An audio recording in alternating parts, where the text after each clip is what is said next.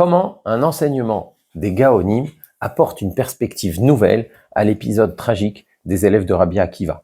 Pourquoi dans les communautés ashkénazes, les coutumes de deuil ont été déplacées vers la fête de Shavuot? Et enfin, que signifie la position du Hari Kadosh qui considère toute cette période comme une période de midatadin, d'attributs de justice, d'accusation en quelque sorte?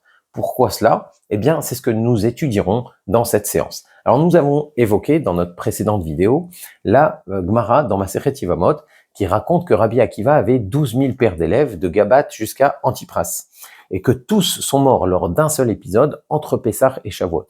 Ils sont morts d'une infection de la gorge qu'on appelle la diphtérie, la askara. Et pourquoi ils ont subi, à cause de quelle faute ils ont subi cette épidémie? Dit la Gemara, c'est parce que l'onahagu kavod zebazé, ils ne se sont pas suffisamment respectés l'un l'autre. Ça, c'est ce que dit la Gemara dans Masechet Yevamot.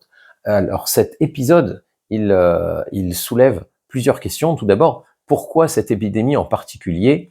Eh bien, elle a amené une période de deuil plus que d'autres épidémies ou d'autres événements qui ont touché le peuple d'Israël dans l'histoire. Pourquoi Rabbi Akiva n'aurait pas maîtrisé cette épidémie par cette filote comme il l'a fait pour des épisodes de sécheresse, comme on le raconte dans Masechet Ta'anit? Pourquoi on ne parle pas, et ça c'est une vraie question, pourquoi on ne parle pas de cette épidémie dans le Talmud Yerushalmi et dans d'autres sources d'Eretz Israël qui étaient a priori très au courant de ce qui s'était passé? Eh bien, le Rav Shrira Gaon, dans sa célèbre lettre, dans laquelle il répond à des interrogations qui lui viennent des communautés de la diaspora, notamment de celle de Kérouan, dans le nord de l'Afrique, en Tunisie, il donne une version différente des événements, différente de ce que dit la Gemara dans Masechet Yevamot. Et d'après ce qu'il dit, la Gemara dans Masechet Yevamot n'a pas rapporté les événements de façon trop explicite, mais de façon détournée. Il raconte qu'après la mort de Rabbi Yossé ben Kisma, qui a été exécuté par les Romains parce qu'il enseignait la Torah en public, Rabbi Akiva, lui aussi, s'est livré aux Romains et lui aussi a été exécuté. Et c'était après le tour de Rabbi Hanania ben Teradion d'être tué par les Romains. C'est le fameux épisode des Asara Harugé Malchut, des 10 martyrs qu'on pleure notamment lors des keynotes qu'on récite le jour de Tisha B'Av. Donc ça, c'est ce que raconte Rav Shrira Gaon. Il dit aussi que Rabbi Akiva avait élevé de nombreux élèves, mais qu'un décret de persécution a été émis à leur encontre.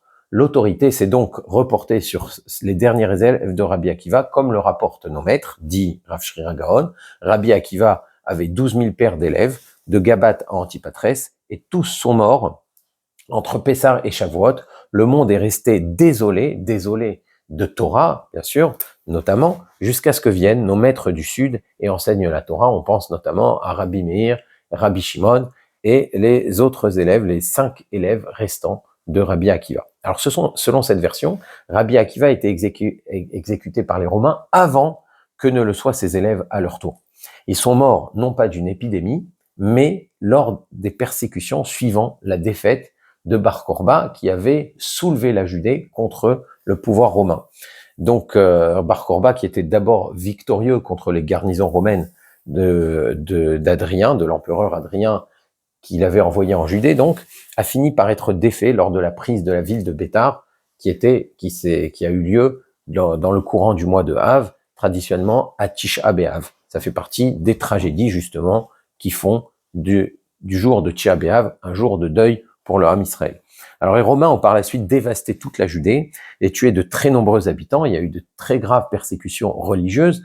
Les Tanaïm racontent que des Juifs avaient été massacrés simplement parce qu'ils avaient fait la Mila à leur enfant ou parce qu'ils avaient pris le loulav. Et c'est dans cette période-là que les élèves de Rabbi Akiva donc sont morts.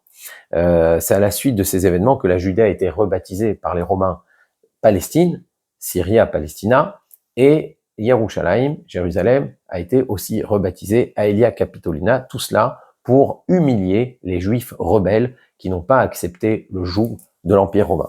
Il est par ailleurs très probable que les élèves de Rabbi Akiva aient subi ce décret du fait qu'ils étaient, comme leur maître, certainement, des soutiens, voire des combattants auprès de Bar Korba. On raconte que Rabbi Akiva lui-même était l'écuyer personnel et le porteur d'armes personnel de Bar Korba. Et contrairement à ce qu'on peut souvent entendre, le soutien à la révolte de Bar Korba n'était pas le fait uniquement de Rabbi Akiva. Le Rambam, dans la fin des Ilchot Melachim, je vous encourage à étudier vraiment ce texte. Je vous encourage vraiment à étudier ce texte dans des versions non censurées, c'est édifiant.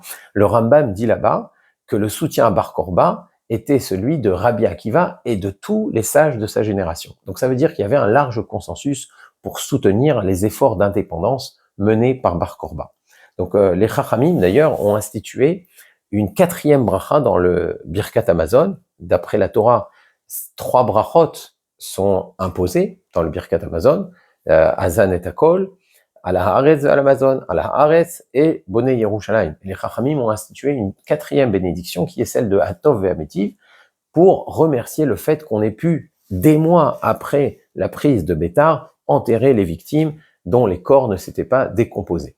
Et donc, j'ai entendu au don du Rav Mazouz Zichrono Livracha que l'institution de cette 4e bracha dans le Birkat Hamazon était une façon de trancher en faveur du soutien de Rabbi Akiva pour la révolte de Bar Korba, malgré l'échec qui a suivi. Autrement dit, Rabbi Akiva, selon cette interprétation-là, avait raison, il a agi de façon juste en soutenant les efforts d'indépendance de Bar Korba, et même si cela s'est soldé par une terrible défaite. Alors c'était la pire catastrophe, c'est les persécutions romaines à la suite de la révolte de Bar Korba et la destruction de la Judée par les légions romaines. C'était la pire catastrophe que le peuple juif a connue pour longtemps et peut-être jusqu'à la Shoah. Le désespoir était tel que on rapporte dans Masechet Baba Batra, la Gemara rapporte un enseignement de Rabbi Ishmael ben Isha. Rabbi Ishmael ben Isha était un des sages qui fait partie de la génération de Rabbi Akiva. Et Rabbi Ishmael ben Isha, qui était Kohen, qui avait servi dans le Beth Amikdash dans sa jeunesse, il dit que selon le din, du fait de la persécution du pouvoir impie, la Malchut Arshara, on devrait interdire les mariages, les mariages de façon à ce que la descendance d'Abraham disparaisse d'elle-même, mais on ne peut pas imposer cela au Tzibour pour diverses raisons. Autrement dit, le désespoir est immense et infini au point que le peuple d'Israël et les sages en tout cas d'Israël, certains sages en tout cas comme Rabbi Ishmael ben Isha, pensent que ça ne vaut plus la peine de continuer ce projet du Ham Israël. C'est terrible. On comprend donc que cette tragédie ait pu amener des coutumes de deuil à se normaliser pendant cette période pour finalement être codifiées dans le Shulchan Aruch. Alors pourquoi les communautés ashkénazes ont translaté ces usages vers la deuxième partie du Homer, donc plutôt de Rosh Chodesh Iyar vers Shavuot, comme on l'a expliqué dans notre précédente vidéo. Alors c'est certainement lié aussi à des circonstances historiques. Au XIe siècle, le pape Urbain II donc déclare les croisades pour reprendre la Terre Sainte et pour reprendre Yerushalayim de la main des musulmans. Les croisés en chemin massacrent les communautés juives d'Europe du Nord, notamment les communautés de Metz, de Worms, de Cologne et d'autres encore. Et donc ces tragédies, elles ont eu lieu dans les dernières semaines du Homer. Donc ça explique que certaines keynotes ont été incorporées dans le Sidour Ashkenaz à partir du mois de Iyar, et donc les communautés sfarades qui n'ont pas été affectées par ces événements ont maintenu les usages, on va dire, qui dataient de l'Antiquité, qui étaient liés à la période des persécutions romaines après la défaite de Bar Korba, mais les communautés ashkénazes, elles, justement, parce qu'elles ont été terriblement touchées par ces croisades, eh bien, elles ont déplacé les coutumes mentionnées dans le Shulchan Aruch de Rosh Chodesh Iyar vers Shavuot, justement pour marquer un peu plus cette période. Alors pourquoi le Hari Akadosh il dit que cette période c'est une période de Midat Hadin, une période d'accusation? Alors c'est sûr que l'histoire d'Israël et ses épisodes tragiques ont amené le Hari Akadosh à cette interprétation para-historique qui dépasse un petit peu l'histoire.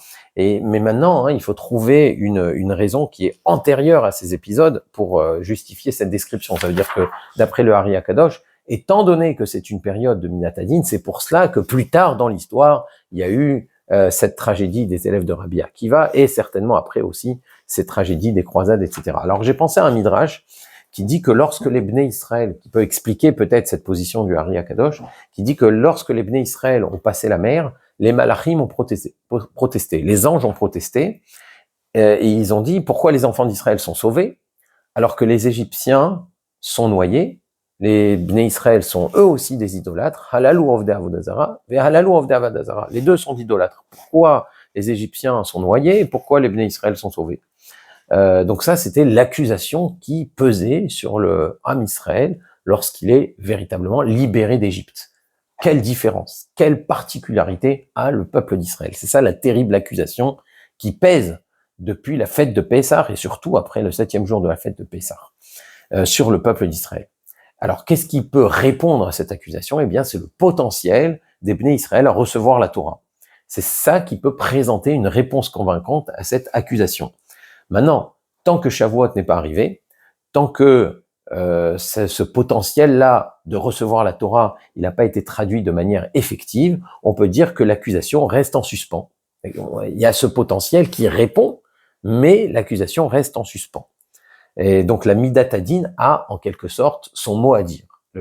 L'attribut de justice, il a quelque chose à dire. D'après la justice, ils sont pas censés être sauvés, ces Bnei Israël. Ça, c'est ce qui peut expliquer pourquoi cette période, c'est une période de dîme.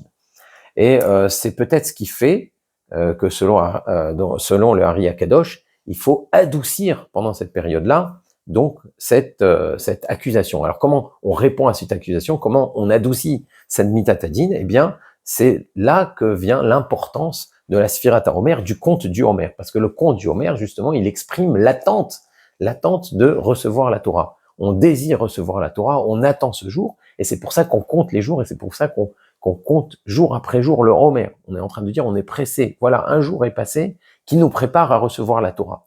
Et donc, ça montre que ce potentiel-là, il n'est pas vain. Ça montre que quand on dit, oui, mais eux, les Bnei Israël, ont ce potentiel de recevoir la Torah, et c'est ce qui fait toute la différence, c'est ce qui fait que eux sont sauvés alors que les Égyptiens sont noyés. Eh bien, c'est par le Homer qu'on l'exprime de la meilleure façon.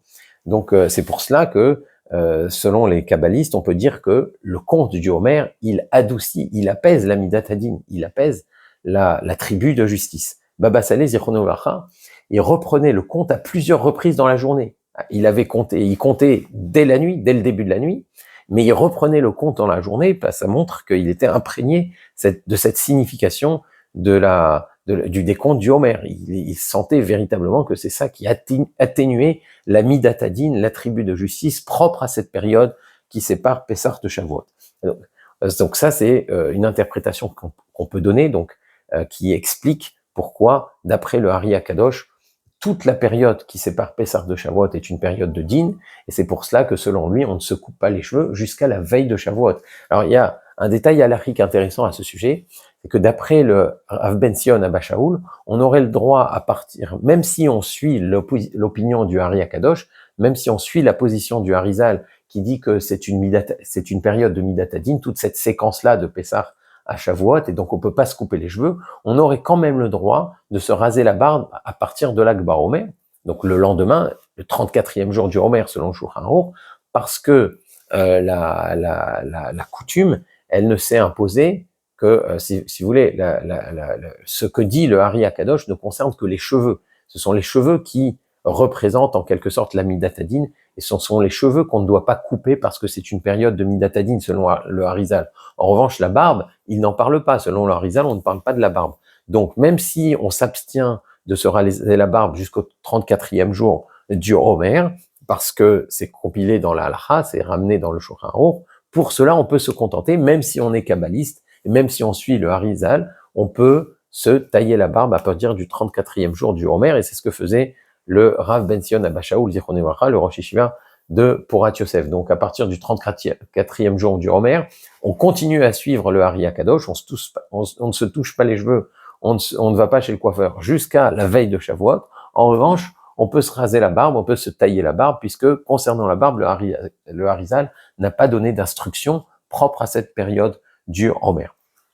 Alors, dans un tout autre registre, on peut rappeler que les Moadim, ils ont un lien avec l'histoire du Ham Israël, avec la sortie d'Égypte, le don de la Torah, les Sukkot, la traversée du désert, c'est vrai, mais il y a aussi un lien avec le cycle agricole. Pessah, c'est le début de la récolte de la récolte des céréalières d'orge, le début de la récolte de l'orge.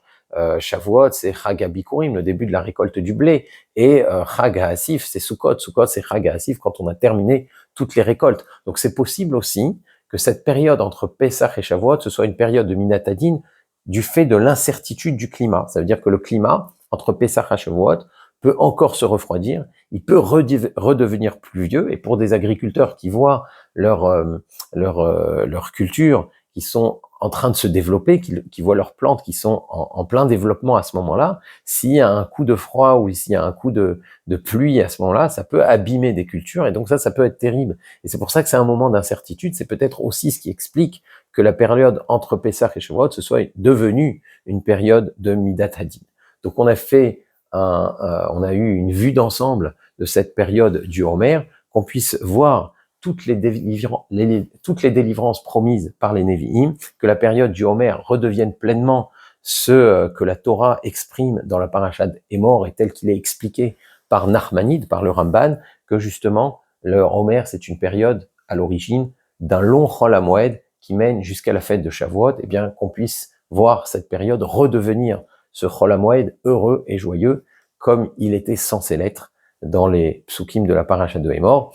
Donc on a fait cette petite perspective, on a vu cette perspective historique sur la période de Homer. Si vous avez des questions à ce sujet, n'hésitez pas à les poser dans les commentaires ou dans notre groupe WhatsApp. Et d'ici la prochaine fois, je vous dis à très bientôt. Au revoir.